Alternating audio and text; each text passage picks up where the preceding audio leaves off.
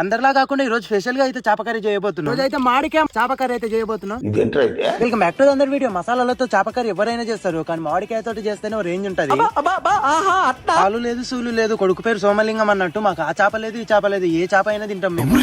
నిన్న నైస్ గా చేప పేరు తెలియకున్నా సరే చేపని తెచ్చుకొని నీట్ గా కడుకొని రెడీ చేసి పెట్టుకున్నాము. మంటపై గిన్నె పెట్టి గిన్నె వేడెక్కాక అందులో ఆనియన్స్ మిర్చి అయితే వేసుకున్నాము. ఆ వెలుపులోకి వచ్చాక టమాటోలు అల్లము కారము పసుపు అంతా వేసుకున్నాము. మేము ఇలా బయట చేప కర్రీ చేయడం ఫస్ట్ టైం, అది కూడా మామిడికాయలు వేసి. ఆనియన్స్ టమాటోలు బాగా ఉడికాక అందులో అయితే చింతపండు రసం అయితే పోసుకున్నాము. అది కూడా బాగా కాగింది. అందులో అయితే చేపలు అయితే వేసుకున్నాము ఒక్కొక్కటి. ఆ వేసుకున్న చేపల్ని అలా ఇలా కలిపేసి కాసేపు ఉడకనిచ్చాము. మేము కర్రీ చేసుకోవడానికి వచ్చిన ప్లేస్ కూడా మామూలుగా లేదు. ఇదే పని అమ్మ ఇంట్లో చెప్తే అస్సలే చేయము, బయట మాత్రం ఎగేసుకొని చేస్తాము. అట్లుంటది మనతో. ఇక చేప బాగా ఉడికాక అందులో అయితే మామిడికాయలు అయితే వేసుకున్నాము. అది కూడా కాసేపు ఉడకనిచ్చి మసాలా వేసి దించుకున్నాము. ఇంత కుకింగ్ లో నాకు ఒక్కటే నచ్చేది, ఇలా కూర్చొని తినేది. ఇంకా అలా రిటాక్ వేసుకొని అందులో ఇంత అన్నం వేసుకొని చేప ముక్కేసుకొని తింటుంటే అబ్బాబ్బా మామూలుగా లేదు. మధ్యలో మధ్యలో అలా మామిడికాయ తాకుతూ ఇలా ఎప్పుడైనా తింటే కామెంట్ చేయండి. వీడియో నచ్చినట్టయితే లైక్ చేసి సబ్స్క్రైబ్ మాత్రం అస్సలు మర్చిపోండి. ఉంటా మరి, లవ్ యూ, బాయ్.